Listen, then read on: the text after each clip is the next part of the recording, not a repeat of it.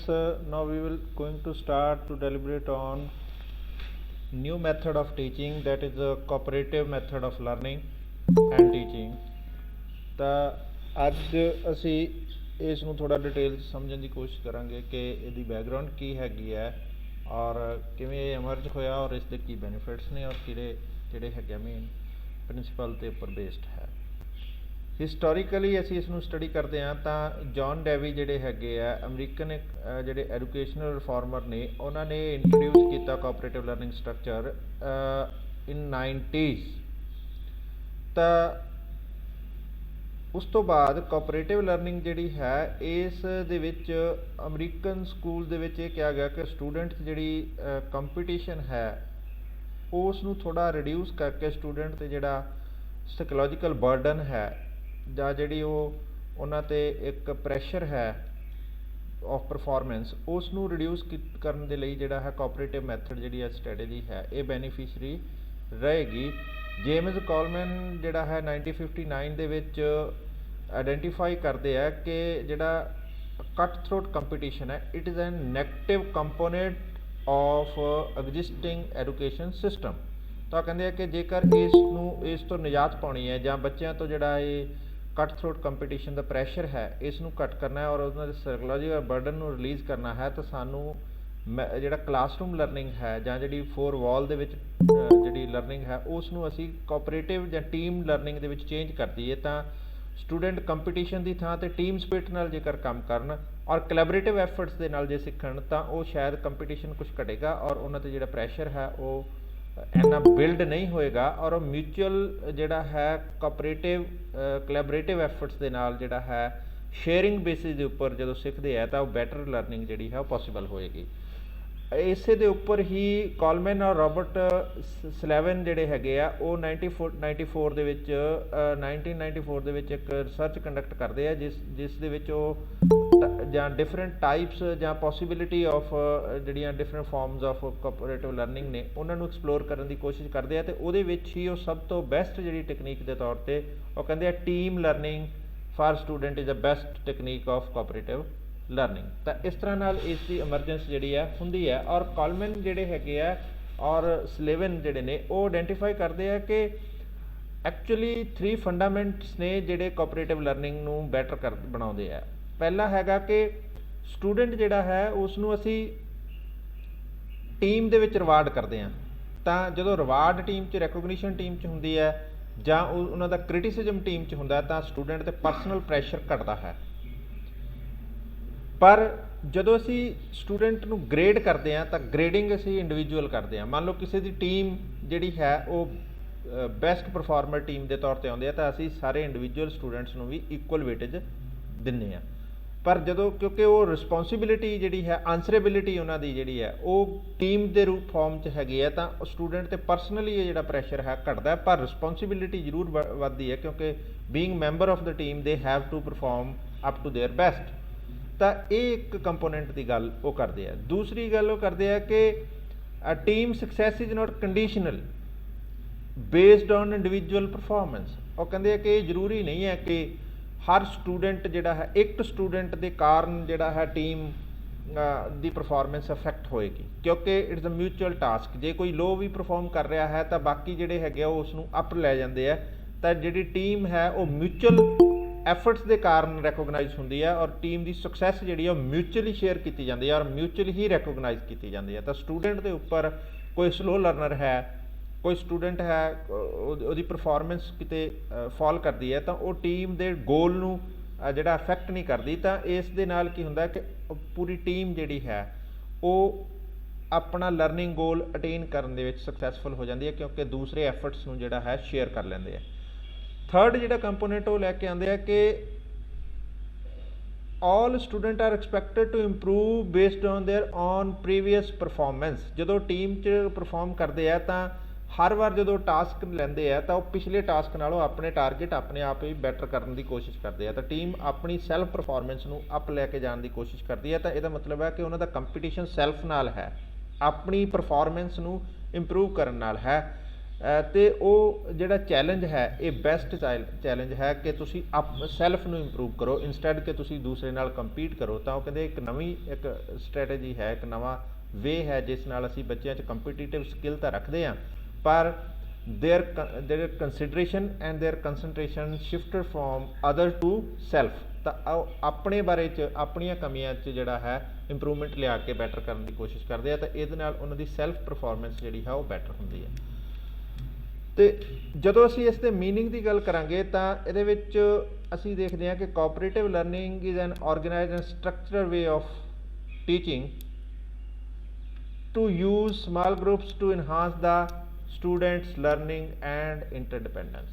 ਉਹ ਕਹਿੰਦੇ ਆ ਕਿ ਅਸੀਂ ਇੰਸਟੈਡ ਕਿ ਅਸੀਂ ਸਟੂਡੈਂਟ ਨੂੰ ਇੰਡੀਵਿਜੂਅਲ ਟਾਰਗੇਟ ਕਰੀਏ, ਅਸੀਂ ਗਰੁੱਪ ਦੇ ਵਿੱਚ ਲੈਂਦੇ ਹਾਂ ਔਰ ਅਸੀਂ ਇਹਦੇ ਵਿੱਚ ਇੱਕ ਆਰਗੇਨਾਈਜ਼ਡ ਵੇ ਨਾਲ ਸਟੂਡੈਂਟ ਜਿਹੜਾ ਹੈ ਉਸ ਦੀਆਂ ਲਰਨਿੰਗ ਸਕਿੱਲਸ ਜਿਹੜੀਆਂ ਇਹਨਾਂ ਨੂੰ ਬੈਟਰ ਕਰਨ ਦੀ ਕੋਸ਼ਿਸ਼ ਕਰਦੇ ਹਾਂ bye developing the essence of ਇੰਟਰਡਿਪੈਂਡੈਂਸ।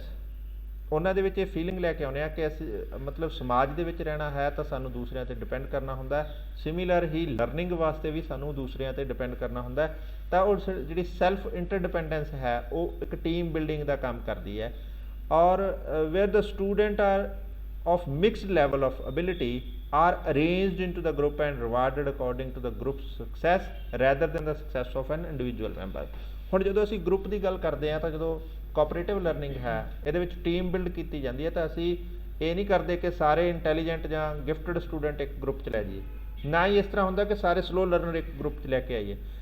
ਕੋਸ਼ਿਸ਼ ਇਹ ਹੁੰਦੀ ਹੈ ਕਿ ਕਿਉਂਕਿ ਇੱਕ ਦੂਸਰੇ ਤੋਂ ਸਿੱਖਣਾ ਹੈ ਸਟੂਡੈਂਟਸ ਨੇ, ਤਾਂ mixture of all type of ਐਬਿਲਿਟੀਜ਼ ਅਸੀਂ ਉਹਦੇ ਵਿੱਚ ਰੱਖਣ ਦੀ ਕੋਸ਼ਿਸ਼ ਕਰਦੇ ਹਾਂ। ਜਦੋਂ ਵੀ ਗਰੁੱਪ ਬਣਾਇਆ ਜਾਂਦਾ ਹੈ ਤਾਂ ਨਾਰਮਲੀ ਕੋਆਪਰੇਟਿਵ ਲਰਨਿੰਗ ਗਰੁੱਪ ਜਿਹੜੇ ਹੈ ਉਹ ਉਨੇ ਮੈਂਬਰ ਹੁੰਦੇ ਆ ਜਿੰਨੇ ਤੁਹਾਡੇ ਕਰਿਕੂਲਮ ਦੇ ਸਬਜੈਕਟ ਹੁੰਦੇ ਆ। ਔਰ ਕੋਸ਼ਿਸ਼ ਇਹ ਹੁੰਦੀ ਹੈ ਕਿ ਹਰ ਗਰੁੱਪ 'ਚ ਇੱਕ ਪਰਟੀਕੂਲਰ ਏਰੀਆ ਦਾ ਐਕਸਪਰਟ ਜਾਂ ਜਿਹੜਾ ਹੈ ਬੈਸਟ ਪਰਫਾਰਮਰ ਸਟੂਡੈਂਟ ਉਹਦੇ ਵਿੱਚ ਆ ਜਾਵੇ। ਮੰਨ ਲਓ ਕਿ ਮੈਥ ਹੈ, ਇੱਕ ਮੈਥ ਦਾ ਬੈਸਟ ਸਟੂਡੈਂਟ, ਇੱਕ ਸਾਇੰਸ ਦਾ ਬੈਸਟ ਸਟੂਡੈਂਟ, ਇੱਕ ਲੈਂਗੁਏਜ ਦਾ ਬੈਸਟ ਸਟੂਡੈਂਟ, ਇੱਕ ਸੋਸ਼ਲ ਸਟੱਡੀ ਦਾ ਬੈਸਟ ਸਟੂਡੈਂਟ, ਇੱਕ ਫਿਜ਼ੀਕਲ ਐਜੂਕੇਸ਼ਨ ਦਾ ਬੈਸਟ ਸਟੂਡੈਂਟ, ਇੱਕ ਕਿਸੇ ਐਨਵਾਇਰਮੈਂਟਲ ਸਾਇੰਸ ਦਾ ਬੈਸਟ ਸਟੂਡੈਂਟ। ਤਾਂ ਇਹ ਜ਼ਰੂਰੀ ਨਹੀਂ ਹੈ ਕਿ ਸਾਰੇ ਸਟੂਡੈਂਟ ਸਾਰੇ ਸਬਜੈਕਟਸ ਦੇ ਵਿੱਚ ਅੱਛਾ ਕਰ ਰਹੇ ਆ, ਔਰ ਇਹ ਵੀ ਜ਼ਰੂਰੀ ਨਹੀਂ ਹੈ ਕਿ ਸਾਰੇ ਇੰਟੈਲੀਜੈਂਟ ਹੈ। ਕੋਈ ਸਲੋ ਲਰਨਰ ਹੋ ਸਕਦਾ, ਕੋਈ ਐਵਰੇਜ ਪਰਫਾਰਮਰ ਹੋ ਸਕਦਾ, ਕੋਈ ਗਿਫਟਡ ਵੀ ਹੋ ਸਕਦਾ। ਤਾਂ ਅਸੀਂ ਬਲੈਂਡ ਕਰਨ ਦੀ ਕੋਸ਼ਿਸ਼ ਕਰਦੇ ਹਾਂ ਐਬਿਲਿਟੀਜ਼, ਤਾਂ ਕਿ ਸਟੂਡੈਂਟ ਦੀ ਡਿਪੈਂਡੈਂਸ ਦੂਸਰੇ 'ਤੇ ਬਣੀ ਰਹੇ। ਕੋਈ ਸਟੂਡੈਂਟ ਇਹ ਨਾ ਫੀਲ ਕਰੇ ਕਿ I am master of all. ਤਾਂ ਜਿਹਨੂੰ ਸਾਇੰਸ ਅੱਛੀ ਆਉਂਦੀ ਹੈ ਤਾਂ ਉਹਦੀ ਡਿਪੈਂਡੈਂਸ ਮੈਥ ਲਈ ਦੂਸਰੇ 'ਤੇ ਹੈ, ਜਿਹਨੂੰ ਮੈਥ ਅੱਛਾ ਆਉਂਦਾ ਉਹਦੀ ਡਿਪੈਂਡੈਂਸ ਸਾਇੰਸ ਲਈ ਦੂਸਰੇ 'ਤੇ ਹੈ, ਜਿਸ ਨੂੰ ਜਿਹੜਾ ਹੈ ਸੋਸ਼ਲ ਸਾਇੰਸਿਸ ਅੱਛੀਆਂ ਆਉਂਦੀਆਂ ਨੇ ਉਹ ਦੂਸਰੇ ਦੋ ਸਬਜੈਕਟਾਂ ਲਈ ਕਿਸੇ ਹੋਰ 'ਤੇ ਡਿਪੈਂਡ ਕਰਦਾ ਹੈ। ਤਾਂ ਇੰਟਰਡਿਪੈਂਡੈਂਸ ਅਸੀਂ ਮਿਕਸ ਕਰਕੇ ਔਰਗੇਨਾਈਜ਼ ਅਤੇ ਸਟਰਕਚਰ ਇਸ ਢੰਗ ਨਾਲ ਕਰਦੇ ਹਾਂ ਟੀਮ ਨੂੰ, ਤਾਂ ਕਿ ਡਿਪੈਂਡੈਂਸ ਬਣੀ ਰਹੇ। ਇਸੇ ਤਰ੍ਹਾਂ ਜਦੋਂ ਅਸੀਂ ਕਹੀਏ, ਮੰਨ ਲਓ ਅਸੀਂ ਇਕਨੋਮਿਕਸ ਟੀਚ ਕਰ ਰਹੇ ਹਾਂ, ਤਾਂ ਅਸੀਂ ਕਹਿੰਦੇ ਹਾਂ ਕਿਸੇ ਦੀ ਮਾਈਕਰੋ ਅੱਛੀ ਹੈ, ਕਿਸੇ ਦੀ ਮੈਕਰੋ ਅੱਛੀ ਹੈ, ਕਿਸੇ ਦਾ ਫਾਈਨਾਂਸ ਅੱਛਾ ਹੈ, ਕਿਸੇ ਦੀ ਇੰਡਸਟਰੀ ਅੱਛੀ ਹੈ, ਕਿਸੇ ਦੀ ਸਟੈਟਿਸਟਿਕਸ ਅੱਛੀ ਹੈ, ਕਿਸੇ ਦੀ ਇਕਨੋਮੈਟਰੀ ਅੱਛੀ ਹੈ। ਤਾਂ ਅਸੀਂ ਕੋਸ਼ਿਸ਼ ਇਹ ਕਰਦੇ ਹਾਂ ਕਿ ਬਲੈਂਡ ਕਰ ਦਿੱਤਾ ਜਾਵੇ ਗਰੁੱਪ ਨੂੰ, ਤਾਂ ਕਿ ਹਰ ਸਟੂਡੈਂਟ ਪੂਰੇ ਕਰਿਕੂਲਮ ਨੂੰ ਕੰਪਲੀਟ ਕਰਨ ਲਈ ਦੂਸਰਿਆਂ 'ਤੇ ਜਿਹੜਾ ਹੈ ਡਿਪੈਂਡ ਕਰੇ। ਤਾਂ ਇਸ ਤਰ੍ਹਾਂ ਨਾਲ ਅਸੀਂ ਦੂਸਰੇ ਤੋਂ ਸਿੱਖਦੇ ਵੀ ਹਾਂ ਔਰ ਉਸ ਨੂੰ ਸਿਖਾਉਂਦੇ ਵੀ ਹਾਂ। ਤਾਂ ਇਸ ਤਰ੍ਹਾਂ ਦੀ ਜਿਹੜੀ ਕੋਆਪਰੇਟਿਵ ਲਰਨਿੰਗ ਦੀ ਇੱਕ ਟੈਕਨੀਕ ਜਿਹੜੀ ਹੈ ਡਿਵੈਲਪ ਕਰਨ ਦੀ ਕੋਸ਼ਿਸ਼ ਕੀਤੀ ਜਾਂਦੀ ਹੈ। Cooperative learning technique that allow the students to learn from each other and gain the importance of interpersonal skills. ਅਸੀਂ ਇਹ ਕਹਿੰਦੇ ਹਾਂ ਕਿ ਇੱਕ ਦੂਸਰੇ ਤੋਂ ਸਿੱਖਣਾ ਪਏਗਾ, ਐਕਸਚੇਂਜ ਕਰਨਾ ਪਏਗਾ। You are not master of all. ਤਾਂ ਇਹ ਬਹੁਤ ਇੰਪੋਰਟੈਂਟ ਹੈ ਕਿ ਜਦੋਂ ਅਸੀਂ ਕਹਿੰਦੇ ਹਾਂ societies are collaborative and we have to cooperate for fulfilment of our basic necessities. ਤਾਂ ਇਸੇ ਤਰ੍ਹਾਂ ਹੀ ਅਸੀਂ ਕਹਿੰਦੇ ਹਾਂ ਲਰਨਿੰਗ ਦੇ ਵਿੱਚ ਵੀ ਸਾਨੂੰ ਉਸੇ ਪੈਟਰਨ ਨੂੰ ਅਡੋਪਟ ਕਰਨਾ ਚਾਹੀਦਾ ਜੋ ਸੋਸਾਇਟੀ ਦਾ, ਸੋਸਾਈਟਲ ਦਾ ਐਕਚੁਅਲ ਜਿਹੜਾ ਹੈ ਨੈਚੁਰਲ ਨੇਚਰ ਹੈ, ਅਸੀਂ ਉਸੇ ਨੂੰ ਫੋਲੋ ਕਰਦੇ ਹੋਇਆ ਜਿਹੜਾ ਹੈ ਮੈਥਡ ਨੂੰ ਪਲਾਨ ਕਰਦੇ ਹਾਂ। ਤਾਂ ਇਸ ਢੰਗ ਨਾਲ ਜਿਹੜੀ ਹੈ ਇਹਦੇ ਵਿੱਚ ਕੋਆਪਰੇਟਿਵ ਨੂੰ ਡਿਫਾਈਨ ਕਰਦੇ ਹਾਂ। ਸਲੇਵਨ ਇਸ ਨੂੰ ਡਿਫਾਈਨ ਕਰਦੇ ਹੋਏ ਇੱਕ ਡੈਫੀਨੇਸ਼ਨ ਦਿੰਦੇ ਆ, ਕਹਿੰਦੇ ਇੰਸਟਰਕਸ਼ਨਲ ਪ੍ਰੋਗਰਾਮ ਇਨ ਵਿਚ the student works in the small group to help one and another to master the academic content. Cooperative learning has a potential to capitalize on the developmental character of adolescent in order to harness their peer orientation, enthusiasm, activities and craving for independence within ਆ safe structure. ਉਹ ਕਹਿੰਦੇ ਆ ਕਿ ਇਹ ਕਿਸ ਤਰ੍ਹਾਂ ਦਾ group ਹੈ ਜਿਹੜਾ ਇੱਕ ਦੂਸਰੇ ਨੂੰ ਹੈਲਪ ਕਰਕੇ ਇੱਕ ਪਰਟੀਕੂਲਰ ਸਬਜੈਕਟ ਦਾ ਜਾਂ ਇੱਕ ਪਰਟੀਕੂਲਰ ਸਮੈਸਟਰ ਦੇ ਕੰਟੈਂਟ ਦੀ ਮਾਸਟਰੀ ਗੇਨ ਕਰਨ 'ਚ ਹੈਲਪ ਕਰੇਗਾ। ਔਰ ਇਹਦੇ ਵਿੱਚ ਅਸੀਂ ਸਟੂਡੈਂਟ ਦੇ ਬੇਸਿਕ ਨੇਚਰ, ਐਡੋਲੇਸੈਂਟਸ ਜਿਹੜੇ ਨੇ ਉਹ ਹਮੇਸ਼ਾ ਪੀਅਰ ਗਰੁੱਪ 'ਚ ਕੰਮ ਕਰਕੇ ਅੱਛਾ ਫੀਲ ਕਰਦੇ ਹੈ, ਉਹਨਾਂ 'ਚ ਐਨਰਜੀ ਹੈ, ਐਂਥੂਜ਼ਿਜ਼ਮ ਹੈ to learn something new from others. ਉਹ ਐਕਟੀਵਿਟੀ ਬੇਸਡ ਐਨਰਜੈਟਿਕ ਨੇ, ਉਹਨਾਂ ਵਿੱਚ ਬਹੁਤ ਐਨਰਜੀ ਹੈ, ਐਕਟੀਵਿਟੀ ਬੇਸਡ ਕੰਮ ਕਰਨਾ ਪਸੰਦ ਕਰਦੇ ਆ ਔਰ ਉਹ ਇੱਕ ਸੇਫ ਸਟਰਕਚਰ ਦੇ ਵਿੱਚ ਆਪਣੇ ਆਪ ਨੂੰ ਸੈਲਫ ਡਿਪੈਂਡੈਂਟ ਬਣਾਉਣਾ ਚਾਹੁੰਦੇ ਆ। ਤਾਂ ਉਹ ਫਰੀਡਮ ਵੀ ਚਾਹੁੰਦੇ ਆ, ਤਾਂ ਅਸੀਂ ਉਹ ਫਰੀਡਮ ਵੀ ਦੇ ਰਹੇ ਹਾਂ, ਅਸੀਂ ਉਹਨਾਂ ਨੂੰ ਉਹਨਾਂ ਦੀ ਗਰੁੱਪ ਓਰੀਐਂਟੇਸ਼ਨ ਨੂੰ ਵੀ ਹਾਰਨੈਸ ਕਰ ਰਹੇ ਹਾਂ, ਅਸੀਂ ਉਹਨਾਂ ਦੇ ਐਂਥੂਜ਼ਿਜ਼ਮ ਨੂੰ ਵੀ ਹਾਰਨੈਸ ਕਰ ਰਹੇ ਹਾਂ, ਅਸੀਂ ਉਹਨਾਂ ਦੀ ਐਨਰਜੈਟਿਕ ਜਿਹੜੀ ਇੰਸਟਿੰਕਟਸ ਨੇ ਉਹਨਾਂ ਨੂੰ ਵੀ ਯੂਟੀਲਾਈਜ਼ ਕਰਨ ਦੀ ਕੋਸ਼ਿਸ਼ ਕਰ ਰਹੇ ਹਾਂ। ਤਾਂ ਇਸ ਤਰ੍ਹਾਂ ਦੇ ਪੈਟਰਨ ਦੇ ਵਿੱਚ ਅਸੀਂ ਜਿਹੜੀ ਹੈ ਟੀਚਿੰਗ ਕਰਨ ਦੀ ਕੋਸ਼ਿਸ਼ ਕਰਾਂਗੇ ਤਾਂ ਉਸ ਨੂੰ ਕੋਆਪਰੇਟਿਵ ਟੀਚਿੰਗ ਦੀ ਗੱਲ ਹੋਏਗੀ। ਹੁਣ ਅਸੀਂ ਇਸ ਦੇ ਐਲੀਮੈਂਟਸ ਨੂੰ ਸਮਝਣਾ ਹੈ। ਇਸ ਤੋਂ ਪਹਿਲਾਂ ਕਿ ਅਸੀਂ ਐਲੀਮੈਂਟਸ ਦੀ ਗੱਲ ਕਰੀਏ, ਹੁਣ ਤੱਕ ਦੀ ਜਿਹੜੀ ਕੋਆਪਰੇਟਿਵ ਲਰਨਿੰਗ ਡਿਸਕਸ਼ਨ ਹੈ ਅਸੀਂ ਉਹਦੇ 'ਚ ਥੋੜ੍ਹਾ ਡਿਸਕਸ ਕਰਨਾ ਚਾਹੁੰਦੇ ਹਾਂ, ਕੀ ਸਮਝ ਆਇਆ ਔਰ ਇਹ ਪ੍ਰੋਜੈਕਟ ਨਾਲੋਂ ਕਿਵੇਂ। How cooperative learning is different from project. Can we say that project is a cooperative method और cooperative method is also project? Sir हमने प्रोजेक्ट मेथड में भी कहा था कि कोऑपरेटिव Also मतलब cooperative काम method. करना चाहिए उस वे में, कलेक्टिवली और कोऑपरेटिवली। सर जब हम एडवांटेजेस कर रहे थे उसके प्रोजेक्ट मेथड के लास्ट लेक्चर में, तब उसमें हमने कहा था ना कि कलेक्टिवली एंड कोऑपरेटिवली वहाँ पे हमें काम करना चाहिए ग्रुप में एक। हाँ, तो फिर की कहना चाਹੁੰਦੇ ਹੋ ਕਿ ਪ੍ਰੋਜੈਕਟ ਜਿਹੜਾ ਹੈ ਕੋਆਪਰੇਟਿਵ ਹੀ ਹੁੰਦਾ ਹੈ? सर उस मतलब एज अ काइंड कह सकते हैं। ਹਾਂ, ਪ੍ਰੋਜੈਕਟ ਵੀ ਕੋਆਪਰੇਟਿਵ ਹੁੰਦਾ ਪਰ ਪ੍ਰੋਜੈਕਟ ਦੇ ਵਿੱਚ ਇੰਡੀਵਿਜੂਅਲ ਪ੍ਰੋਜੈਕਟ ਪੋਸੀਬਲ ਹਾਂਜੀ ਨੇ। ਸਰ, ਅਸੀਂ ਇੰਡੀਵਿਜੂਅਲ ਪ੍ਰੋਜੈਕਟ ਵੀ ਦੇ ਸਕਦੇ ਹਾਂ ਕੋਈ ਕਲਾਸ ਨੂੰ। ਪ੍ਰੋਜੈਕਟ ਦੀ ਜਦੋਂ ਅਸੀਂ ਕਹਿੰਦੇ ਹਾਂ ਗਰੁੱਪ ਪ੍ਰੋਜੈਕਟ ਤਾਂ ਉਹ ਕੋਆਪਰੇਟਿਵ ਮੈਥਡ ਆਫ ਲਰਨਿੰਗ ਹੀ ਬਣ ਜਾਂਦਾ ਹੈ। और ਜਦੋਂ ਅਸੀਂ इंडिविजुअल सर प्रोजेक्ट इसके अंदर हम छोटे ग्रुप्स बना सकते हैं स्टूडेंट्स के लिए ताकि वो कोऑपरेटिव लर्निंग कर सके। ਹਾਂ, ਪਰ ਇਹਦੀ ਜਿਹੜੀ ਇੱਕ ਓਰੀਐਂਟੇਸ਼ਨ ਹੈ ਉਹਦੇ 'ਚ ਮੇਜਰ ਡਿਫਰੈਂਸ ਹੈ। ਮੇਜਰ ਡਿਫਰੈਂਸ ਕੀ ਹੈ? ਇੱਥੇ ਅਸੀਂ ਇੰਟੈਂਸ਼ਨਲੀ ਗਰੁੱਪ ਇਸ ਤਰ੍ਹਾਂ ਦਾ ਬਣਾਉਂਦੇ ਆ ਜਿਹਦੇ ਵਿੱਚ ਬੱਚੇ ਡਿਫਰੈਂਟ ਐਬਿਲਿਟੀਜ਼ ਦੇ ਹੁੰਦੇ ਆ ਔਰ ਉਹ ਇੱਕ ਦੂਸਰੇ ਤੋਂ ਸਿੱਖਣਗੇ। ਕਿਸੇ ਨੂੰ ਸਟੈਟਿਸਟਿਕਸ ਨਹੀਂ ਆਉਂਦੀ, ਕਿਸੇ ਨੂੰ ਜਿਹੜਾ ਹੈ ਇਕਨੋਮੈਟਰੀ ਨਹੀਂ ਆਉਂਦੀ, ਕਿਸੇ ਨੂੰ ਫਾਈਨਾਂਸ ਨਹੀਂ ਆਉਂਦਾ, ਕਿਸੇ ਨੂੰ ਮੈਕਰੋ ਨਹੀਂ ਆਉਂਦੀ, ਕਿਸੇ ਨੂੰ ਮਾਈਕਰੋ ਨਹੀਂ ਆਉਂਦੀ, ਕਿਸੇ ਨੂੰ ਇੰਡਸਟਰੀਅਲ ਇਕਨੋਮਿਕਸ ਨਹੀਂ ਆਉਂਦੀ। ਤਾਂ ਇੱਥੇ ਜਿਹੜਾ ਮੇਜਰ ਇਸ਼ੂ ਹੈ ਉਹ ਡਿਫਰ ਕਰਦਾ ਹੈ। ਡਿਫਰ ਕੀ ਕਰਦਾ ਕਿ ਜਿਹੜਾ ਪ੍ਰੋਜੈਕਟ ਕਰਦੇ ਆ, ਪ੍ਰੋਜੈਕਟ 'ਚ ਅਸੀਂ ਇਸ ਤਰ੍ਹਾਂ ਦੀਆਂ ਕੰਸੀਡਰੇਸ਼ਨ ਨਹੀਂ ਰੱਖਦੇ ਕਿ ਬੱਚਾ ਜਿਹੜਾ ਹੈ ਉਹ ਦੂਸਰੇ ਤੋਂ ਜ਼ਰੂਰ ਸਿੱਖੇ, ਉਹ ਤਾਂ ਕੋਲੈਬੋਰੇਟਿਵ ਇੱਕ ਟੀਮ ਵਰਕ ਕਰਦੇ ਆ। ਪਰ ਇੱਥੇ ਸਾਡਾ ਇੰਟੈਂਸ਼ਨਲ ਪਲਾਨ ਇਹ ਹੁੰਦਾ ਕਿ ਅਸੀਂ ਇਸ ਤਰ੍ਹਾਂ ਦੇ ਗਰੁੱਪ ਨੂੰ ਬਲੈਂਡ ਕਰੀਏ ਕਿ ਜਿਹਦੇ ਵਿੱਚ ਹਰ ਬੱਚੇ ਨੂੰ ਦੂਸਰੇ ਦੀ ਜ਼ਰੂਰਤ ਹੋਵੇ ਅਤੇ ਉਹ ਉਸ ਤੱਕ ਅਪਰੋਚ ਕਰੇ ਅਤੇ ਤਾਂ ਹੀ ਉਹ ਇੱਕ ਦੂਸਰੇ ਨੂੰ ਕੋਆਪਰੇਟ ਕਰਨਗੇ, ਕਿਉਂਕਿ ਜ਼ਰੂਰਤ ਜਿੰਨਾ ਚਿਰ ਬਣੀ ਰਹਿੰਦੀ ਹੈ ਉਹਨਾਂ ਚਿਰ ਹੀ ਰਿਸ਼ਤਾ ਅਤੇ ਸਹਿਯੋਗ ਬਣਿਆ ਰਹਿੰਦਾ ਹੈ। ਤਾਂ ਇਹ ਇੱਕ ਬੜਾ ਵੱਡਾ ਜਿਹੜਾ ਹੈਗਾ ਚੇਂਜ ਹੈ ਜਾਂ ਓਰੀਐਂਟੇਸ਼ਨ ਜਿਹੜਾ ਹੈ ਇਹ ਡਿਫਰ ਕਰਦਾ ਹੈ। ਔਰ ਇਹਦਾ ਕਾਰਨ ਇਹ ਹੈ ਕਿ ਜਦੋਂ ਅਸੀਂ 90s ਦੇ ਵਿੱਚ ਆਏ ਤਾਂ ਅਸੀਂ ਕਿਹਾ ਕਿ self is important than nation. ਇੱਥੇ ਤੱਕ ਅਸੀਂ ਪਹੁੰਚ ਗਏ ਕਿ ਇੰਡੀਵਿਜੂਅਲ ਹੋਣਾ ਚਾਹੀਦਾ ਸਾਨੂੰ, ਸੈਲਫ ਗਰੀਡ ਦੀ ਗੱਲ ਹੋਈ, ਸੈਲਫ ਜਿਹੜਾ ਹੈ ਜ਼ਿਆਦਾ ਪ੍ਰਾਈਮ ਹੋ ਗਿਆ, ਸੈਲਫਿਸ਼ ਹੋ ਗਏ ਅਸੀਂ। ਪਰ ਜਦੋਂ ਸਮਾਜ ਦੇ ਵਿੱਚ ਬਹੁਤ ਸਾਰੀਆਂ ਵਿਕ੍ਰਿਤੀਆਂ ਆਈਆਂ ਤਾਂ ਉਸ ਤੋਂ ਬਾਅਦ ਸਮਝਣਾ ਸ਼ੁਰੂ ਕੀਤਾ ਕਿ ਸਮਾਜ ਦੇ ਬੇਸਿਕ ਨੇਚਰ ਨੂੰ ਸਾਡੇ ਸਕੂਲ ਨੇ ਤੋੜ ਦਿੱਤਾ। ਸਾਡੀਆਂ ਕਲਾਸਿਸ ਦੇ ਵਿੱਚ ਅਸੀਂ ਮੋਰਲ ਟੀਚ ਨਹੀਂ ਕਰ ਪਾ ਰਹੇ, ਅਸੀਂ ਵੈਲਿਊ ਜਿਹੜੀਆਂ ਨੇ ਇਨਕਲਕੇਟ ਨਹੀਂ ਕਰ ਪਾ ਰਹੇ, ਕਿਉਂਕਿ ਅਸੀਂ ਆਪਣਾ ਮੈਥਡ ਜਿਹੜਾ ਹੈ ਉਸ ਪੈਟਰਨ 'ਤੇ ਨਹੀਂ ਲੈ ਕੇ ਆਏ ਜਿਸ ਪੈਟਰਨ 'ਤੇ ਸੁਸਾਇਟੀ ਹੈ। ਤਾਂ ਇਸੇ ਲਈ ਨਵਾਂ ਇੱਕ ਮੈਥਡ ਲੈ ਕੇ ਆਉਂਦਾ ਗਿਆ। ਤਾਂ ਅਗਲੀ ਗੱਲ ਜਿਹੜੀ ਇਹਦੇ ਵਿੱਚ ਕੰਪੋਨੈਂਟਸ ਦੀ ਅਸੀਂ ਕਰਨੀ ਹੈ ਜਾਂ ਐਲੀਮੈਂਟਸ ਦੀ ਕਰਨੀ ਹੈ, ਰੋਜਰ ਜਿਹੜਾ ਹੈ ਜਾਂ ਡੁਪਲਸ ਜਿਹੜੇ ਹੈਗੇ ਆ 2006 ਦੇ ਵਿੱਚ ਇੱਕ ਲਰਨਿੰਗ ਰਿਸਰਚ ਜਿਹੜੀ ਹੈ ਉਸ ਨੂੰ ਪਬਲਿਸ਼ ਕਰਦੇ ਆ ਅਤੇ ਉਹਦੇ ਵਿੱਚੋਂ ਸਾਨੂੰ ਕੀ ਐਲੀਮੈਂਟਸ ਨਿਕਲ ਕੇ ਆਉਂਦੇ ਆ।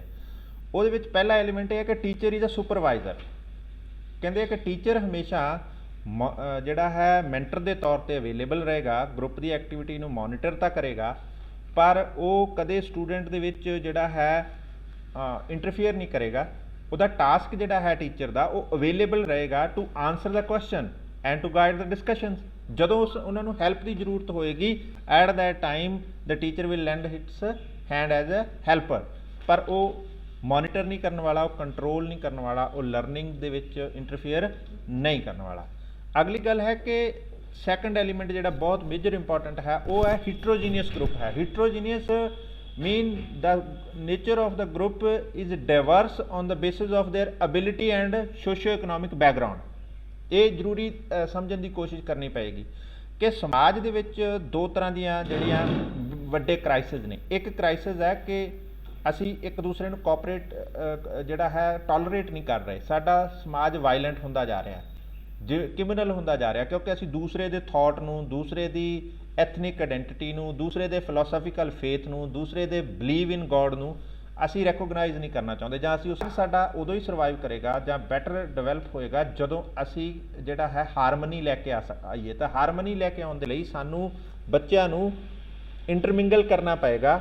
ਡਿਫਰੈਂਟ ਸੋਸ਼ੋ ਇਕਨੋਮਿਕ ਬੈਕਗਰਾਊਂਡ ਦੇ ਬੱਚੇ ਇੱਕੋ ਗਰੁੱਪ 'ਚ ਹੋਣਗੇ ਤਾਂ ਉਹ ਦੂਸਰਿਆਂ ਦੇ ਕੰਸਰਨ, ਉਹਨਾਂ ਦੇ ਐਂਗਲ, ਉਹਨਾਂ ਦੀਆਂ ਇਸ਼ੂਜ਼, ਉਹਨਾਂ ਦੇ ਕੰਸਰਨ ਨੂੰ ਸਮਝ ਪਾਉਣਗੇ ਅਤੇ ਆਪਣੇ ਉਹਨਾਂ ਨੂੰ ਦੱਸ ਸਕਣਗੇ। ਤਾਂ ਉਸ ਨਾਲ ਬੱਚੇ ਦੀ ਸੁਸਾਇਟਲ ਜਿਹੜੀ ਹੈ ਸਮਝ ਉਹ ਤਾਂ ਬਣੇਗੀ ਔਰ ਉਹਦੀ ਪਰਸਨੈਲਿਟੀ ਬੈਟਰ ਵੇ ਨਾਲ ਸ਼ੇਪ ਹੋਏਗੀ। ਅਗਲੀ ਜਿਹੜੀ ਗੱਲ ਅਸੀਂ ਪਹਿਲਾਂ ਵੀ ਕਹਿ ਚੁੱਕੇ ਹਾਂ ਕਿ ਬੱਚੇ ਲਰਨਿੰਗ ਐਬਿਲਿਟੀ ਨਾਲ ਵੇਰੀ ਕਰਦੇ ਹੋਏ ਬੱਚੇ ਹੀ ਇੱਕ ਗਰੁੱਪ ਦੇ ਵਿੱਚ ਜਿਹੜੇ ਰੱਖੇ ਜਾਣਗੇ। ਇਹਦਾ ਮਤਲਬ ਹੈ ਇਸ ਤਰ੍ਹਾਂ ਦਾ ਗਰੁੱਪ ਹੋਏਗਾ ਜਿਹੜਾ ਐਥੀਕਲ, ਸੋਸ਼ਲ ਜਿਹੜੇ ਹੈ ਇਸ਼ੂਜ਼ ਨੂੰ ਵੀ ਡੀਲ ਕਰੇਗਾ ਔਰ ਅਕੈਡਮਿਕ ਇਸ਼ੂਜ਼ ਨੂੰ ਵੀ ਡੀਲ ਕਰੇਗਾ। ਅਗਲੀ ਗੱਲ ਹੈ ਕਿ ਪੋਜ਼ਿਟਿਵ ਇੰਟਰਡਿਪੈਂਡੈਂਸ ਹੈ। ਪੋਜ਼ਿਟਿਵ ਇੰਟਰਡਿਪੈਂਡੈਂਸ ਦੀ ਗੱਲ ਜਦੋਂ ਕਰਦੇ ਹਾਂ ਤਾਂ ਅਸੀਂ ਕਹਿੰਦੇ ਹਾਂ ਭਾਵੇਂ ਕਿ ਗੋਲ ਜਿਹੜਾ ਹੈ ਗਰੁੱਪ ਦਾ ਹੈ ਔਰ work toward that goal is a rewarded or finally be a learning outcome। ਉਹ ਕਹਿੰਦੇ ਆ ਕਿ ਜਿਹੜਾ ਰਿਵਾਰਡ ਮਿਲੇਗਾ ਉਹ ਲਰਨਿੰਗ ਆਊਟਕਮ ਦੇ ਫਾਰਮ 'ਚ ਹੀ ਹੋਏਗਾ ਭਾਵੇਂ ਗਰੁੱਪ ਕੰਮ ਕਰ ਰਿਹਾ ਹੈ। ਪਰ ਸਟੂਡੈਂਟ ਜਿਹੜੇ ਹੈਗੇ ਆ have the sense of they are in, ਉਹ ਟੁਗੈਦਰਨੈਸ ਜਿਹੜੀ ਹੈ ਉਸ ਨੂੰ ਅਸੀਂ ਲੈ ਕੇ ਆਉਣਾ ਹੈ। ਇਕੱਠੇ ਕੰਮ ਕਰ ਰਹੇ ਹਾਂ, ਕੋਈ ਛੋਟਾ ਵੱਡਾ ਨਹੀਂ ਹੈ। ਜਦੋਂ ਅਸੀਂ ਕਹਿੰਦੇ ਹਾਂ ਕਿ ਵੇਰੀ ਕਰਦੀ ਹੈ ਲਰਨਿੰਗ ਐਬਿਲਿਟੀ ਤਾਂ ਇਹਦਾ ਮਤਲਬ ਇਹ ਨਹੀਂ ਹੈ ਕਿ ਛੂਤ ਛਾਤ ਵਾਲੀ ਗੱਲ ਹੈ ਕਿ ਉਹਨੂੰ ਮੈਥ ਨਹੀਂ ਆਉਂਦਾ, ਉਹਨੂੰ ਸਟੈਟ ਨਹੀਂ ਆਉਂਦੀ ਤਾਂ ਉਹ ਕੋਈ ਇਨਫੀਰੀਅਰ ਹੋ ਗਿਆ, ਜਾਂ ਉਸ ਨੂੰ ਫਾਈਨਾਂਸ ਆਉਂਦਾ ਉਹ ਬਹੁਤ ਅੱਛਾ ਹੋ ਗਿਆ, ਜਾਂ ਉਸ ਨੂੰ ਮੈਕਰੋ ਇਕਨੋਮਿਕਸ ਆਉਂਦੀ ਹੈ ਤਾਂ ਉਹ ਬਹੁਤ ਸੁਪੀਰੀਅਰ ਹੋ ਗਿਆ। ਨਾਟ ਆਫ ਦੈਟ ਕਾਈਂਡ। ਟੁਗੈਦਰਨੈਸ ਫੀਲਿੰਗ ਹੈ ਜਿਹਦੇ ਵਿੱਚ ਅਸੀਂ ਬੌਂਡ ਕਰਦੇ ਹਾਂ ਕਿ ਉਹ ਪੋਜ਼ਿਟਿਵਲੀ ਡਿਪੈਂਡ ਕਰਦੇ ਆ। ਜੇ ਇੱਕ ਦੂਸਰੇ ਨੂੰ ਸਿਖਾਉਂਦਾ ਤਾਂ ਦੋ ਚੀਜ਼ਾਂ ਉਹਦੇ ਤੋਂ ਸਿੱਖਦਾ ਵੀ ਹੈ। ਤਾਂ ਇਹਦਾ ਮਤਲਬ ਹੈ ਪੋਜ਼ਿਟਿਵ ਡਿਪੈਂਡੈਂਸ ਹੈ ਔਰ group will learn with mutual efforts. ਤਾਂ ਅਗਲੀ ਗੱਲ ਜਿਹੜੀ ਇਹਦੇ ਵਿੱਚ ਆਏਗੀ ਉਹ ਅਸੀਂ ਦੇਖਦੇ ਹਾਂ ਕਿ ਫੇਸ ਟੂ ਫੇਸ ਇੰਟਰੈਕਸ਼ਨ ਹੋਏਗੀ ਹਮੇਸ਼ਾ। ਜਦੋਂ ਕਲਾਸਰੂਮ ਦੇ ਵਿੱਚ ਅਸੀਂ ਗੱਲ ਕਰਦੇ ਹਾਂ ਤਾਂ ਅਸੀਂ ਕਹਿੰਦੇ ਹਾਂ ਕਿ ਆਮ ਤੌਰ 'ਤੇ ਕਲਾਸਰੂਮ ਦੀ ਇਹ ਪ੍ਰੋਬਲਮ ਰਹਿੰਦੀ ਹੈ ਕਿ there is a least scope for verbal face to face interaction. Student classroom ਦੇ ਵਿੱਚ ਟੀਚਰ ਡੋਮੀਨੇਟ ਕਰਦਾ ਹੈ, ਸਿਰਫ ਟੀਚਰ ਬੋਲਦਾ ਹੈ ਔਰ ਸਟੂਡੈਂਟ ਆਪਸ 'ਚ ਇੰਟਰੈਕਟ ਨਹੀਂ ਕਰ ਪਾਉਂਦੇ। There is least scope for because we are time bound. ਪਰ ਜਿਹੜਾ ਇਹ ਨਵਾਂ ਪੈਟਰਨ ਹੈ ਇਹਦੇ ਵਿੱਚ ਕਿਉਂਕਿ ਅਸੀਂ ਸਟੂਡੈਂਟਸ ਨੂੰ ਗਰੁੱਪ 'ਚ ਇੰਟਰੈਕਸ਼ਨ ਦੇ ਲਈ ਵਰਬਲ ਇੰਟਰੈਕਸ਼ਨ ਹੋਵੇ, ਨਾਨ ਵਰਬਲ ਇੰਟਰੈਕਸ਼ਨ ਹੋਵੇ, ਪ੍ਰੋਬਲਮ ਸੋਲਵਿੰਗ ਡਿਸਕਸ਼ਨਸ ਹੋਣ ਜਾਂ need to explain their view points, ਅਸੀਂ ਇਸ ਤਰ੍ਹਾਂ ਦੀਆਂ ਇੰਟਰੈਕਸ਼ਨ ਜਿਹੜੀਆਂ ਨੇ ਉਹਨਾਂ ਨੂੰ ਪ੍ਰਮੋਟ ਕਰਦੇ ਹਾਂ ਔਰ ਅਸੀਂ ਇਹ ਚਾਹੁੰਦੇ ਹਾਂ ਕਿ ਸਟੂਡੈਂਟ ਮੈਕਸਿਮਮ ਐਕਟੀਵਿਟੀ 'ਚ ਇਸ ਤਰ੍ਹਾਂ ਦੀਆਂ 'ਚ ਇਨਵੋਲਵ ਹੋਣ ਜਿਹਦੇ 'ਚ ਉਹ ਇੰਟਰਫੇਸ ਕਰਨ ਇੱਕ ਦੂਸਰੇ ਨੂੰ ਔਰ there be positive and healthy face to face interaction. ਤਾਂ ਇਸ ਤਰ੍ਹਾਂ ਦੇ ਡਿਸਕਸ਼ਨ ਜਿਹੜੇ ਨੇ ਉਹਨਾਂ ਨੂੰ ਅਸੀਂ ਪ੍ਰਮੋਟ ਵੀ ਕਰਦੇ ਹਾਂ ਔਰ ਇਹਦੇ ਵਿੱਚ ਕੀ ਹੋਏਗਾ ਕਿ ਜਾਂ ਤਾਂ ਪ੍ਰੋਬਲਮ ਸੋਲਵਿੰਗ ਲਈ ਐਕਸਪਲੇਨੇਸ਼ਨ ਹੋਏਗੀ ਜਾਂ ਟੀਚਿੰਗ ਇੱਕ ਦੂਸਰੇ ਤੋਂ ਕੀ ਸਿੱਖ ਸਕਦੇ ਆ ਉਹਦੇ ਲਈ ਹੋਏਗੀ, ਜਾਂ they will try to explore their understanding ਕਿ ਮੈਂ ਉਹਦੇ ਨਾਲੋਂ ਬੈਟਰ ਸਮਝਦਾ ਜਾਂ ਉਹ ਮੇਰੇ ਨਾਲੋਂ ਬੈਟਰ ਸਮਝਦਾ ਹੈ। ਇਸ ਤਰ੍ਹਾਂ ਦੀਆਂ ਡਿਬੇਟਸ ਹੋਣਗੀਆਂ। ਡਿਸਕਸ਼ਨ ਜਿਹੜੇ ਨੇ ਉਹ ਜਿਹੜੇ ਲਰਨਰ ਓਰੀਐਂਟਡ ਹੋਣਗੇ ਜਾਂ ਲਰਨਿੰਗ ਓਰੀਐਂਟਡ ਹੋਣਗੇ। ਜਦੋਂ ਲਰਨਰ ਨੂੰ ਕੋਈ ਕਨਸੈਪਟ ਕਲੀਅਰ ਨਹੀਂ ਹੈ ਤਾਂ ਅਸੀਂ ਉਸ ਨੂੰ ਟਾਰਗੇਟ ਕਰਕੇ ਜਿਹੜਾ ਹੈ ਡਿਸਕਸ਼ਨ ਕਰਾਂਗੇ, ਜਾਂ ਤੁਹਾਡੇ ਕਨਸੈਪਟ ਦੀ ਕਲੈਰਿਟੀ ਨਹੀਂ ਹੈ ਤਾਂ ਤੁਸੀਂ ਉਹ ਕਨਸੈਪਟ ਨੂੰ ਲੈ ਕੇ ਜਿਹੜੀਆਂ ਡਿਸਕਸ਼ਨਸ ਕਰੋਗੇ। ਤਾਂ ਇਹ ਫੇਸ ਟੂ ਫੇਸ ਜਿਹੜੀਆਂ ਡਿਸਕਸ਼ਨਸ ਨੇ ਇਹ ਤੁਹਾਡੀ ਕਾਫੀ ਸਾਰੀਆਂ ਐਬਿਲਿਟੀਜ਼ ਜਿਹੜੀਆਂ ਨੇ ਡਿਵੈਲਪ ਕਰਨਗੀਆਂ। ਪਹਿਲਾ ਕੁਐਸਚਨਿੰਗ ਐਬਿਲਿਟੀ, ਦੂਸਰਾ ਐਕਸਪਲੋਰ ਕਰਨੀ, ਤੀਸਰਾ ਜਿਹੜਾ ਹੈ ਉਹਦੇ ਵਿੱਚ ਕਮਿਊਨੀਕੇਸ਼ਨ ਸਕਿੱਲਸ, ਕੁਐਸਚਨ ਕਿਸ ਲੈਂਗੁਏਜ ਪੁੱਛਣਾ, ਕਿਵੇਂ ਪੁੱਛਣਾ ਹੈ ਔਰ ਉਹ ਤੁਹਾਡੇ ਕੋਲ, ਔਰ ਜਿਹੜਾ ਚੌਥੀ ਗੱਲ ਹੈ ਉਹ ਹੈ ਨੋਟ ਟੇਕਿੰਗ। ਜਦੋਂ ਕੋਈ ਕੁਐਸਚਨ ਦਾ ਆਨਸਰ ਆਉਂਦਾ ਉਸ ਨੂੰ ਕਿਵੇਂ ਅਸੀਂ ਆਪਣੀ ਨੋਟਿੰਗ ਦੇ ਵਿੱਚ ਲੈਣਾ ਹੈ। ਇਹ ਸਾਰੀਆਂ ਸਕਿੱਲਸ ਜਿਹੜੀਆਂ ਨੇ ਇਹਨਾਂ ਦੇ ਵਿੱਚੋਂ ਡਿਵੈਲਪ ਹੋਣਗੀਆਂ। Next is individual accountability. ਅਸੀਂ ਆਮ ਤੌਰ 'ਤੇ ਕਹਿ ਜਾਂਦੇ ਹਾਂ ਕਿ it is a group work, it is a team work and the team will be evaluated. ਪਰ ਇਸ ਤਰ੍ਹਾਂ ਹੀ ਨਹੀਂ ਹੈ ਕਿ ਸਿਰਫ ਟੀਮ ਹੀ ਇਵੈਲੂਏਟ ਕੀਤੀ ਜਾਏਗੀ। ਨੈਚੁਰਲ ਹੈ performance of the team and the rate of the success to achieve the goal will be evaluated as a group, पर इंडिविजुअल अकाउंटेबिलिटी भी बनेगी। मान लो कि एक ग्रुप है 8 ਮੈਂਬਰਸ ਦਾ, ਉਹਦੇ ਵਿੱਚ ਮੈਥਮੈਟਿਕਸ ਜਾਂ ਸਟੈਟਿਸਟਿਕਸ ਸਿਰਫ ਮੈਨੂੰ ਹੀ ਆਉਂਦਾ, ਬਾਕੀ ਸਾਰਿਆਂ ਨੂੰ ਜਿਹੜਾ ਹੈ ਉਹ ਅਲੱਗ-ਅਲੱਗ ਤਰ੍ਹਾਂ ਦੇ ਕਨਸੈਪਟਸ ਆਉਂਦੇ ਆ, ਕਿਸੇ ਨੂੰ ਫਾਈਨਾਂਸ ਆਉਂਦਾ, ਇੰਡਸਟਰੀ ਆਉਂਦੀ ਹੈ, ਐਗਰੀਕਲਚਰ ਆਉਂਦਾ, ਜਾਂ ਮਾਈਕਰੋ ਇਕਨੋਮਿਕਸ ਆਉਂਦੀ ਹੈ। ਤਾਂ I am accountable to educate each and every member of the group about the concepts of statistics। ਤਾਂ ਇਹਦਾ ਮਤਲਬ ਹੈ ਅਸੀਂ ਅਕਾਊਂਟੇਬਲ ਹਾਂ ਕਿ ਗਰੁੱਪ ਦੀ ਪਰਫਾਰਮੈਂਸ ਉਦੋਂ ਹੀ ਆਏਗੀ, ਮੇਰਾ ਗਰੁੱਪ ਸਾਰੇ ਬੱਚੇ ਉਦੋਂ ਹੀ ਪਾਸ ਹੋਣਗੇ ਵਿਦਆਊਟ ਸਪਲੀ, ਜਦੋਂ ਮੈਂ ਦੂਸਰਿਆਂ ਨੂੰ ਆਪਣੇ ਜਿੰਨਾ ਅਕਾਊਂਟ ਸਿਖਾ ਦੇਵਾਂਗਾ ਜਾਂ ਆਪਣੇ ਜਿੰਨੀ ਸਟੈਟਿਸਟਿਕਸ ਸਿਖਾ ਦੇਵਾਂਗਾ, ਜਾਂ ਮੈਂ ਜਿਹੜੀ ਹੈ ਉਹਨਾਂ ਨੂੰ ਮੈਥਮੈਟਿਕਸ ਜਿਹੜਾ ਹੈ ਇਕਨੋਮੈਟਰੀ ਸਿਖਾ ਦਿਆਂਗਾ। ਇਸੇ ਤਰ੍ਹਾਂ ਹੀ ਦੂਸਰਾ ਪਰਸਨ ਜਿਸ ਨੂੰ ਮੈਕਰੋ ਆਉਂਦੀ ਹੈ ਉਹ ਉਦੋਂ ਉਹਦੀ ਰਿਸਪੌਂਸਿਬਿਲਿਟੀ ਬਣਦੀ ਹੈ ਕਿ ਉਹ ਮੈਕਰੋ ਦੇ ਸਾਰੇ ਕਨਸੈਪਟ ਆਪਣੇ ਗਰੁੱਪ ਦੇ ਸਾਰੇ ਮੈਂਬਰਾਂ ਨੂੰ ਇੱਕ ਲੈਵਲ ਤੱਕ ਅਟੇਨ ਕਰਾਵੇ ਤਾਂ ਕਿ ਉਹ ਗਰੁੱਪ ਜਿਹੜਾ ਹੈ ਬੈਟਰ ਪਰਫਾਰਮ ਕਰ ਸਕੇ। ਤਾਂ ਇਸ ਤਰ੍ਹਾਂ ਨਾਲ ਸਾਡੇ ਕੋਲ ਇਹ ਕੋਆਪਰੇਟਿਵ ਮੈਥਡਸ ਜਿਹੜੇ ਨੇ ਇਹ ਚੱਲਦੇ ਆ, ਔਰ ਇਹਦੇ ਵਿੱਚ ਹਰ ਪਰਸਨ ਇੰਡੀਵਿਜੂਅਲ ਰਿਸਪੌਂਸਿਬਲ ਹੁੰਦਾ ਹੈ, ਭਾਵੇਂ ਕਿ ਇਹ ਮੰਨਦੇ ਹਾਂ although we assume that it is a group work, ਭਾਵੇਂ ਗਰੁੱਪ ਵਰਕ ਦੀ ਗੱਲ ਹੈ, ਪਰਫਾਰਮੈਂਸ ਓਵਰਆਲ ਰੇਟ ਕੀਤੀ ਜਾਏਗੀ, ਪਰ ਟੀਮ ਦਾ ਹਰ ਮੈਂਬਰ ਇੱਕ ਪਰਟੀਕੂਲਰ ਟਾਸਕ ਲਈ ਰਿਸਪੌਂਸਿਬਲ ਹੈ, ਆਂਸਰੇਬਲ ਹੈ। ਗਰੁੱਪ ਪ੍ਰੋਸੈਸਿੰਗ ਦੀ ਗੱਲ ਜਦੋਂ ਅਸੀਂ ਕਰਦੇ ਹਾਂ ਤਾਂ ਅਸੀਂ ਕਹਿੰਦੇ ਹਾਂ ਕਿ student are given a mean for analysing their group for how well the group has learned and whether or not the collaborative skill are being used or not. ਅਸੀਂ ਇਹ 2-3 ਚੀਜ਼ਾਂ ਦੇਖਣੀਆਂ ਨੇ ਕਿ ਜਦੋਂ ਅਸੀਂ ਗਰੁੱਪ ਪ੍ਰੋਸੈਸਿੰਗ ਦੀ ਗੱਲ ਕਰਦੇ ਹਾਂ ਤਾਂ ਸਾਡੇ ਇੰਨਾ ਹੀ ਨਹੀਂ ਹੈ ਕਿ ਅਸੀਂ ਪਰਫਾਰਮ ਗਰੁੱਪ ਦੇ ਤੌਰ 'ਤੇ ਕਰਨਾ, ਅਸੀਂ ਐਨਾਲਾਈਜ਼ ਵੀ ਗਰੁੱਪ ਦੇ ਤੌਰ 'ਤੇ ਕਰਨਾ ਹੈ ਕਿ ਬੀਇੰਗ ਗਰੁੱਪ ਅਸੀਂ ਦੂਸਰਿਆਂ ਨਾਲੋਂ ਕਿੰਨਾ ਅੱਛਾ ਟਾਸਕ ਕਰ ਪਾਏ, ਕੀ ਅਸੀਂ ਕੁਝ ਨਵਾਂ ਸਿੱਖਿਆ, ਕੀ ਅਸੀਂ ਜਿਹੜਾ ਟੀਮ ਵਰਕ ਕਰਨਾ ਸੀਗਾ, ਕੀ ਅਸੀਂ ਉਹ ਕੋਲੈਬੋਰੇਟਿਵ ਜਿਹੜੀਆਂ ਸਕਿੱਲਸ ਨੇ ਉਹ ਅਸੀਂ ਕਰ ਪਾਏ, ਕਿ ਟੀਮ ਇਨੀਸ਼ੀਏਟਿਵ, ਟੀਮ ਐਫਰਟਸ ਜਾਂ ਟੀਮ ਜਿਹੜਾ ਹੈ ਵਰਕ ਉਹ ਪ੍ਰੋਪਰ ਕੀਤਾ ਗਿਆ ਕਿ ਨਹੀਂ। ਅਸੀਂ ਉਹ ਟੀਮ ਗਰੁੱਪ ਪ੍ਰੋਸੈਸਿੰਗ ਦੀ ਜਿਹੜੀ ਕਪੈਸਿਟੀ ਹੈ ਜਾਂ ਜਿਹੜੀ ਉਹ ਪੋਸੀਬਿਲਿਟੀ ਹੈ ਉਸ ਨੂੰ ਵੀ ਇਹਦੇ ਵਿੱਚ ਐਨਾਲਾਈਜ਼ ਕਰਦੇ ਹਾਂ। ਔਰ ਉਸ ਤੋਂ ਬਾਅਦ ਹੈ ਕੋਲੈਬੋਰੇਟਿਵ ਸਕਿੱਲਸ ਦੀ ਗੱਲ। ਜਦੋਂ ਅਸੀਂ ਕਹਿੰਦੇ ਹਾਂ ਕਿ communication skill, leadership skill, conflict management, ਇਹ 3 ਸਕਿੱਲ ਜਿਹੜੀਆਂ ਨੇ ਇਹ ਕੋਲੈਬੋਰੇਟਿਵ ਸਕਿੱਲਸ ਮੰਨੀਆਂ ਜਾਂਦੀਆਂ ਨੇ, ਕਿਉਂਕਿ ਜਦੋਂ ਕੋਈ ਟੀਮ ਹੋਏਗੀ ਉਹਨਾਂ ਦਾ ਹੀ ਲੀਡਰ ਹੋਏਗਾ, ਠੀਕ ਹੈ।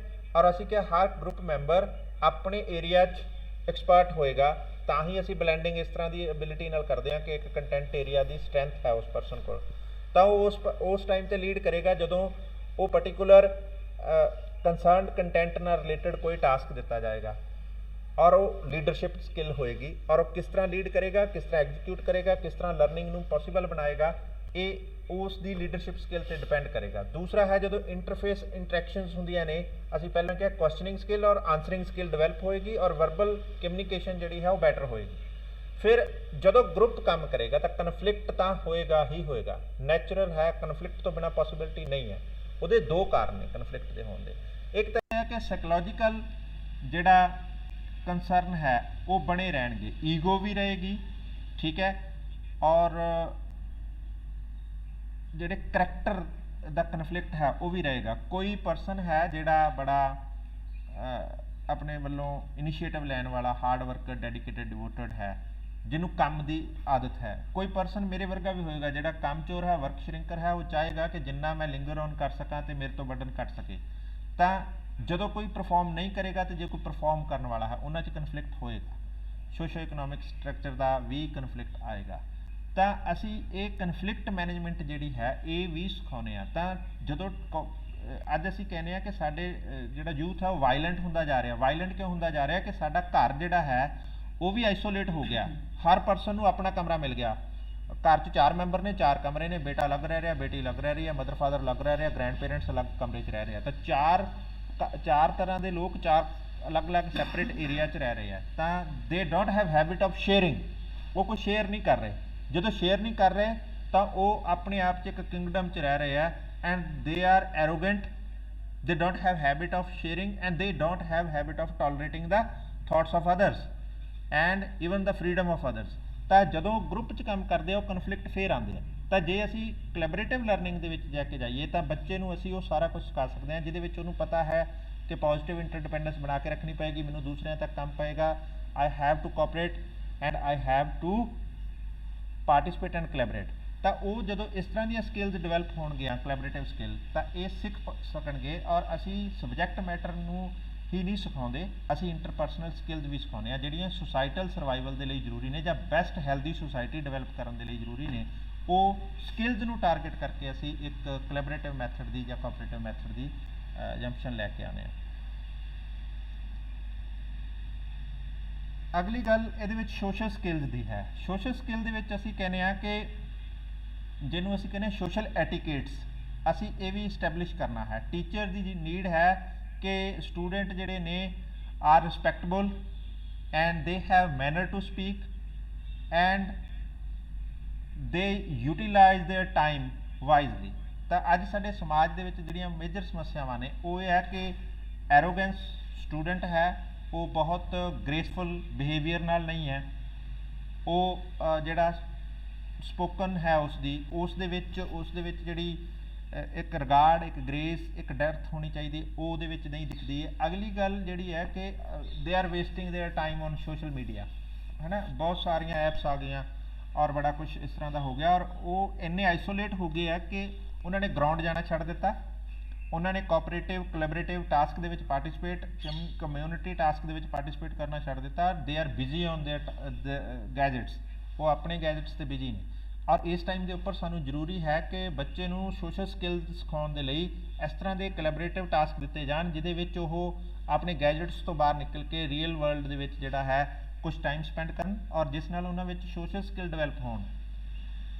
ਸਮਾਜ ਦੇ ਵਿੱਚ ਜੇਕਰ ਉਹ ਜਾਣਗੇ, ਕਨਫਲਿਕਟ ਅਰਾਈਜ਼ ਹੋਣਗੇ, how to interact with other, how to give respect, how to gain respect, ਇਹ ਸਿੱਖਣਾ ਪਏਗਾ।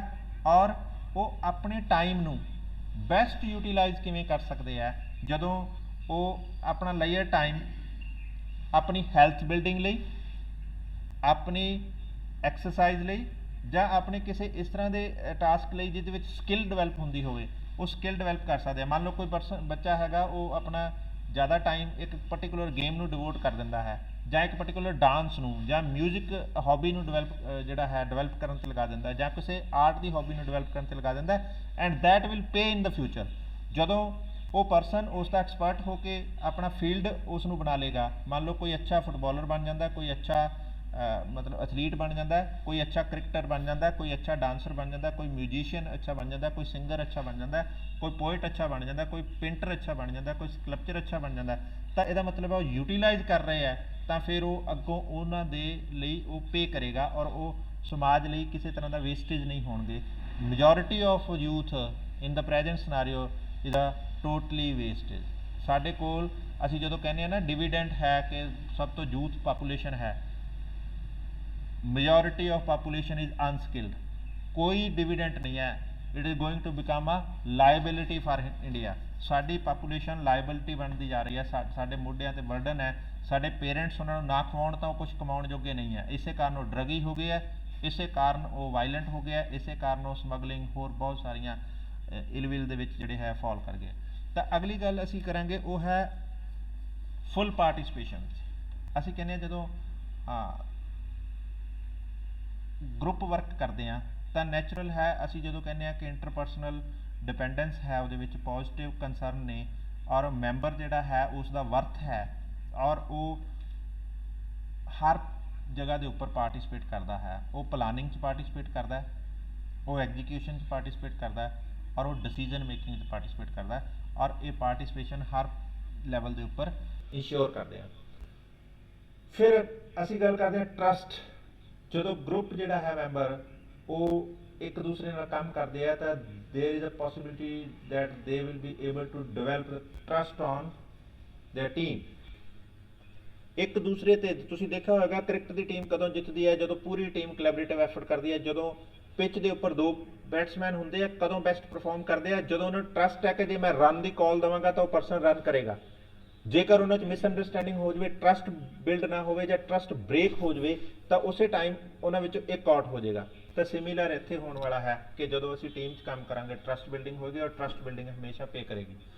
ਅਗਲੀ ਗੱਲ ਜਿਹੜੀ ਇਹਦੇ ਵਿੱਚ ਹੈ ਕਿ ਉਹ ਇੰਟਰਪਰਸਨਲ ਐਂਡ ਸਮਾਲ ਸਕਿੱਲਸ ਦੀ ਗੱਲ ਹੈ। ਇਹ ਆਪਾਂ ਪਹਿਲਾਂ ਵੀ ਕਰ ਚੁੱਕੇ ਹਾਂ ਕਿ ਬੜੀਆਂ ਸਾਰੀਆਂ ਲੀਡਰਸ਼ਿਪ ਸਕਿੱਲਸ ਡਿਵੈਲਪ ਹੁੰਦੀਆਂ, ਡਿਸੀਜਨ ਮੇਕਿੰਗ, ਕਮਿਊਨੀਕੇਸ਼ਨ, ਲੀਡਰਸ਼ਿਪ ਦੀ ਸਕਿੱਲ ਔਰ ਟਰਸਟ ਬਿਲਡਿੰਗ ਦੀ ਸਕਿੱਲ ਔਰ ਕਨਫਲਿਕਟ ਮੈਨੇਜਮੈਂਟ। ਇਹ ਸਾਰੀਆਂ ਸਕਿੱਲ ਸਾਡੀਆਂ ਇਹਦੇ ਵਿੱਚੋਂ ਡਿਵੈਲਪ ਹੋ ਕੇ ਆਉਣਗੀਆਂ। ਫਿਰ ਅਸੀਂ ਜਿਹੜੀ ਗੱਲ ਕਰਾਂਗੇ ਓਪਨ ਕਮਿਊਨੀਕੇਸ਼ਨ, ਇਹ ਆਪਾਂ ਪਹਿਲਾਂ ਵੀ ਗੱਲ ਕੀਤੀ, ਇਸ ਨੂੰ ਦੁਬਾਰਾ ਨਹੀਂ ਰਿਪੀਟ ਕਰਾਂਗੇ। ਓਪਨ ਕਮਿਊਨੀਕੇਸ਼ਨ ਦਾ ਮਤਲਬ ਹੈ ਕਿ ਜਦੋਂ ਅਸੀਂ ਇੰਟਰਫੇਸ ਕਰਦੇ ਹਾਂ ਇੱਕ ਦੂਸਰੇ ਨਾਲ, ਫੇਸ ਟੂ ਫੇਸ ਇੰਟਰੈਕਸ਼ਨ ਹੁੰਦੀ ਹੈ।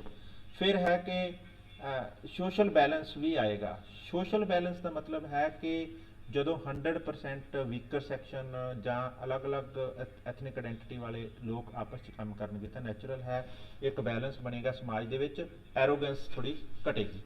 ਤਾਂ ਇਸ ਤਰ੍ਹਾਂ ਨਾਲ ਸਾਡੇ ਕੋਲ ਅੱਜ ਜਿਹੜਾ ਅਸੀਂ ਡਿਸਕਸ ਕੀਤਾ ਉਹਦੇ ਵਿੱਚ ਦੋ ਕੁ ਗੱਲਾਂ ਅਸੀਂ ਕਰਨ 'ਚ ਸਕਸੈਸਫੁਲ ਹੋਏ ਹਾਂ। ਪਹਿਲਾ ਕਿ ਇਹਦੀ ਹਿਸਟਰੀ ਕੀ ਹੈ, ਕਿਵੇਂ ਐਮਰਜ ਹੋਇਆ, why we have need to shift from the traditional lecture method to that cooperative method, ਇਹ ਅਸੀਂ ਗੱਲ ਪਹਿਲੀ ਰਿਅਲਾਈਜ਼ ਕੀਤੀ। ਫਿਰ ਇਹ ਐਕਚੁਅਲ 'ਚ ਜਿਹੜਾ ਕੋਆਪਰੇਟਿਵ ਜਿਹੜਾ ਹੈ ਮੈਥਡ ਇਹ ਕੀ ਹੈ ਔਰ ਇਹ ਕਿੰਨਾ ਬੇਸਿਕ ਐਲੀਮੈਂਟਸ ਦੇ ਉੱਪਰ ਬੇਸ ਕਰਨਾ। What are different techniques of cooperative learning method ਜਿਹੜੀਆਂ ਅਸੀਂ ਅਡਾਪਟ ਕਰ ਸਕਦੇ ਹਾਂ ਟੂ ਟੀਚ ਆਵਰ ਸਟੂਡੈਂਟ। ਤਾਂ 128 ਰੋਲ ਨੰਬਰ ਮੀਟਿੰਗ ਲੀਵ ਹੋ ਗਈ ਸੀ ਨੈਟਵਰਕ ਇਸ਼ੂ ਦੇ ਕਰਕੇ। ਆਵਾਜ਼ ਨਹੀਂ ਆ ਰਹੀ ਬੱਚਾ ਠੀਕ ਢੰਗ